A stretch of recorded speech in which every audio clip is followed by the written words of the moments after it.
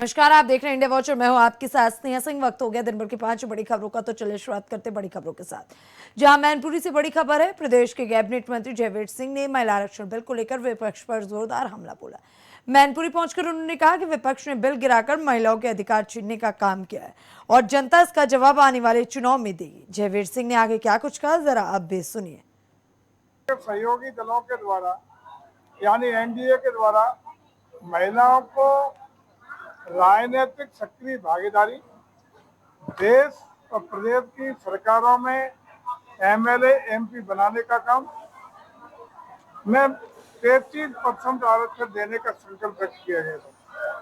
और ये प्रयास था कि 2029 के आगामी चुनाव जब पार्लियामेंट के हों उससे पहले सीटों की 1.5 गुनी संख्या बढ़ाते हुए उनमें 33% आरक्षण सुनिश्चित हो जाए, ताकि महिलाओं को देश की राजनीतिक, प्रशासनिक और सामाजिक भागीदारी में सक्रिय भूमिका बन सके, उनका योगदान हो सके, ताकि राष्ट्र के सशक्तिकरण में महिलाओं को एक प्रमुखता देने का काम पूरा हो सके।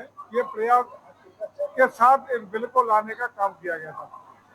लेकिन महिला विरोधी शक्तियां यानी विपक्ष ने षड्यंत्र करके तरह तरह की मनगढ़ंत बातों को साथ जोड़ते हुए इसको गिरा करके महिलाओं के साथ जुल्म ज्यादती की है, उनको अधिकार छीना है, महिलाओं की राजनीति में सक्रिय भागीदारी को रोकने का काम हुआ है।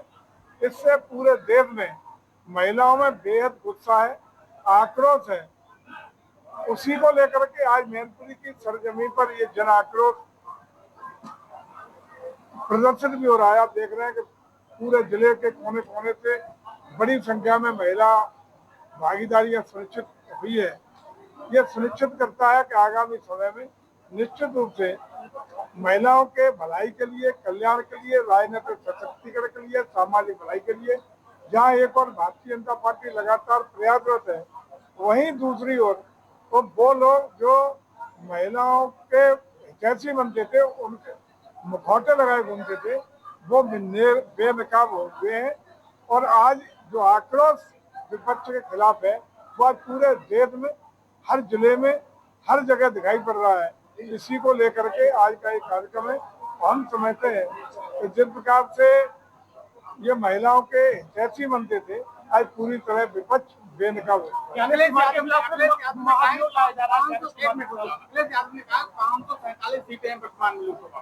उसी में से 33% बीजेपी को नहीं आरक्षण दे रही है। इसके पीछे के एजेंडा है परसीमेंट ड्यू है। सबको पता है कि जनगणना का काम भी चल रहा है, परसीमन भी हो रहा है, लेकिन ये होते होते आरक्षण चला जाएगा। जो प्रक्रिया जो बता रहे हैं अखिलेश जी, उसके अंतर्गत 34 तक जो टाइम टेकिंग। अगली और बड़ी खबर की तरफ रुख करते जहां शिवसेना यूबीटी नेता संजय राउत ने कहा, कल जो राज्यसभा में हुआ, राज्यसभा के साथ सांसद बार-बार में आ गए, जिसमें राघव चड्ढा, संदीप पाठक, अशोक मित्तल समेत अन्य लोग शामिल हैं। भाजपा जो राजनीति कर रही है वो सबको मालूम है। उनकी राजनीति में एक ही शब्द है, निर्लज्ज। लेकिन जो राघव चड्ढा जैसे लोग हैं, कल तक वे बोलते थे कि भाजपा गुंडे और भ्रष्ट लोगों की पार्टी। ये राघव चड्ढा, संदीप पाठक, अशोक मित्तल सब बोलते थे, लेकिन वे भाजपा में चले गए। जब अशोक मित्तल को राघव चड्ढा की जगह राज्यसभा में पार्टी का उपनेता बनाया गया, तब वे खुश थे। फिर उनके यहाँ छापेमारी हुई और अब वे भाजपा में चले गए। सांसद राज्यसभा से, खास करके वो सांसद है पंजाब से, पंजाब विधानसभा से वो राज्यसभा में आ गए। राघव चड्ढा है उसमें, संदीप मित्तल है, संदीप पाठक है, और भी नाम है कुछ। भारतीय जनता पार्टी जो राजनीति कर रही है वो सबको मालूम है। उनकी राजनीति एक ही शब्द है, उसमें हम उसको कहते हैं निर्लज्ज, लज्जा नहीं है। लेकिन ये जो लोग हैं राघव चड्ढा जैसे, जो हमारे मित्र भी रहे, कल तक राघव जी खुलेआम बोलते थे भारतीय जनता पार्टी गुंडों की पार्टी है, गुंड और भ्रष्ट लोगों की पार्टी है। ये राघव चड्ढा भी बोलते थे, संदीप मित्तल जी भी बोलते थे, संदीप पाठक भी बोल रहे थे, और ये सभी लोग अचानक होलसेल में गुंडों की पार्टी में चले गए, भ्रष्ट लोगों की पार्टी में चले गए। मुझे अफसोस था जब संदीप मित्तल जी को राघव चड्ढा की जगह पर पार्टी का उपनेता बनाया राज्यसभा में, तब वो बहुत खुश थे, खुश दिखते थे।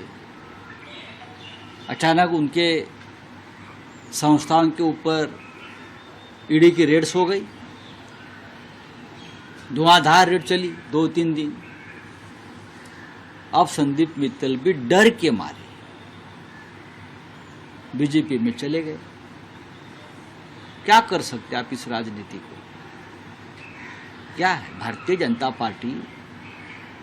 महाभारत में एक राक्षस है, उसका नाम है बकासुर। उनकी जो भूख है कभी मिटती ही नहीं, उसका पेट कभी भरता ही नहीं। बकासुर नाम का एक पात्र है जो राक्षस है। ये बकासुरों की पार्टी बन गई है, कुछ भी खा लेते हैं। ऐसे लोगों को आपने, बीजेपी ने आपके ये सांसदों के ऊपर भी क्या क्या टिप्पणी की है? हाँ, आप ढोंगी है, आप ये है, आप वो। अब आपके वॉशिंग मशीन में आने से ये सब धुल जाएगी, जैसे हमारे पार्टी का हो गया, एनसीपी का हो गया, और पार्टी का हो गया। प्रेसिडेंट ट्रंप ने जो कहा है कि भारत एक नरक राष्ट्र है, नरक क्या है ये बीजेपी बार बार दिखा रही है।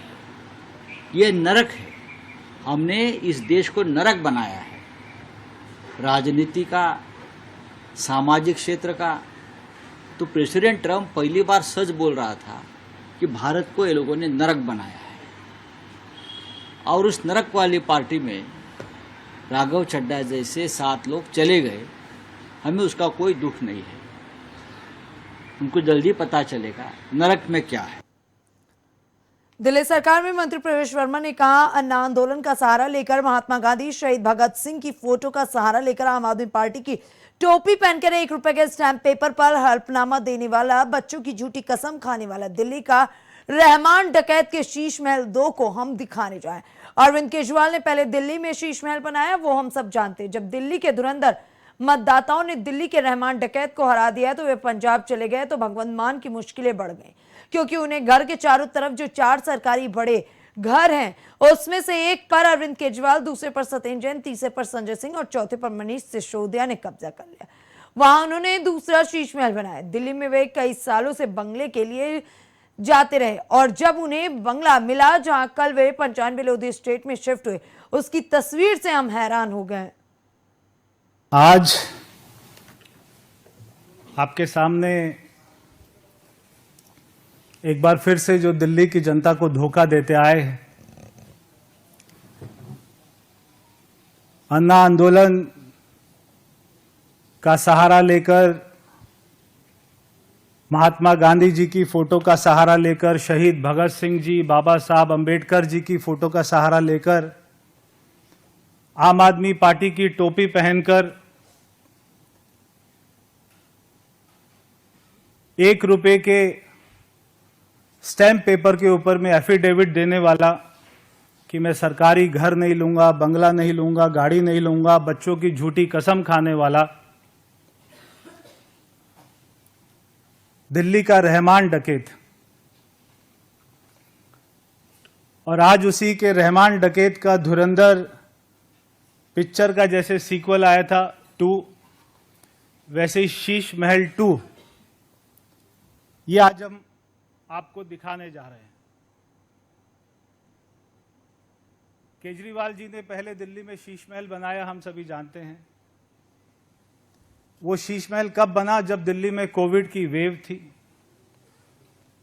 दिल्ली की जनता कोविड की दवाई मांग रही थी, दिल्ली की जनता मर रही थी, दम घुट रहा था। उस समय एक भी दिन दिल्ली के शीश महल का काम नहीं रुका, ऐसा केजरीवाल जी के आदेश थे। और उसी के साथ में मैंने आपको दिखाया था कि उसका एक्सटेंशन भी बन रहा था, जिसमें 70 करोड़ रुपए का बजट पास किया गया था। जब हमारे दिल्ली के धुरंधर मतदाताओं ने दिल्ली के रहमान डकैत को हरा दिया, तो उसके बाद में वो पंजाब चले गए। पंजाब में जाने के बाद में भगवंत मान जी की मुश्किलें बढ़ गई, क्योंकि भगवंत मान जी के घर के चारों तरफ में जो 4 सरकारी बड़े घर हैं, उसमें से एक पर केजरीवाल जी ने कब्जा कर लिया, दूसरे पर दिल्ली के पूर्व स्वास्थ्य मंत्री सत्येंद्र जैन ने कब्जा कर लिया, तीसरे पर राज्यसभा के सांसद संजय सिंह जी ने वहां पर कब्जा कर लिया, और एक पर मनीष सिसोदिया ने कब्जा कर लिया। तो वहां पे पंजाब में भगवंत मान जी परेशान हैं कि आपने दिल्ली से अच्छा हरा कर भेजा और ये चारों तरफ मेरे को घेर कर बैठ गए हैं। वहां पर उन्होंने दूसरा शीश महल बनाया। आज दिल्ली के अंदर में वो पिछले कई सालों से कोर्ट में जाते रहे, मुझे घर दो, मुझे घर दो, मुझे बंगला चाहिए, मुझे बंगला चाहिए। और जब उनको बंगला मिला। खबर कोलकाता से, जहां टीएमसी नेता कुणाल घोष ने कहा पहले चरण का मतदान पूरा हो गया है। पहले चरण के मतदान में भाजपा की कमर टूट गई है, भाजपा हार गई है। ममता बनर्जी के नेतृत्व में चौथी बार सरकार आने वाली है। हम साफ बोल रहे हैं कि जिन 152 सीटों पर मतदान हुआ है, उसमें से टीएमसी को 125 से 135 सीटें मिलेगी। स्थिति को समझते हुए भाजपा के नेता हताश हैं और परेशान हैं। बयान दे रहे हैं, पहले चरण के मतदान में हमें चतुर्मुखी लाभ हुआ है, इन सीटों पर टीएमसी के वोट प्रतिशत बढ़ेंगे। প্রথম পর্বের যে ভোট, তাতে বিজেপির কোমর ভেঙে গেছে, বিজেপি হেরে গেছে। তৃণমূল কংগ্রেস চতুর্থবার ক্ষমতায় আসার মাননীয় মুখ্যমন্ত্রী মমতা বন্দ্যোপাধ্যায়ের নেতৃত্বে সরকার গড়ার ভিত পুজো হয়ে গিয়েছে। দ্বিতীয় পর্যায়ে শুধু রেকর্ডটা ভাঙা হবে। বিপুল পরিমাণ ভোট পড়েছে, পার্সেন্টেজ অফ ভোট আমরা স্বাগত জানাচ্ছি এবং আমরা খুব পরিষ্কার করে বলছি, এই 152টি যে নির্বাচন হয়েছে কেন্দ্রে, আউট অফ 152 তৃণমূল কংগ্রেস 125 থেকে 135টি আসনে জয়লাভ করতে চলেছে। এই পরিস্থিতিটা বুঝে প্যানিক রিয়াকশন থেকে বিজেপি নেতারা প্রলাপ বকতে শুরু করেছেন। শুধুমাত্র সেকেন্ড ফেজে ওনাদের যে কজন কর্মী আছেন তারা যাতে একেবারে ভেঙে পড়ে ঘরে না ঢুকে যান, ভোকাল টনিক দেওয়ার মতো 2-4টে প্রলাপ বকছেন। আমরা আপনাদের একটা বিষয় বলি যে এই প্রথম দফার ভোটে 4টে পয়েন্ট লিখে রাখুন। প্রথম দফার ভোটে আমাদের চতুর্মুখী লাভ হয়েছে তৃণমূল কংগ্রেসের।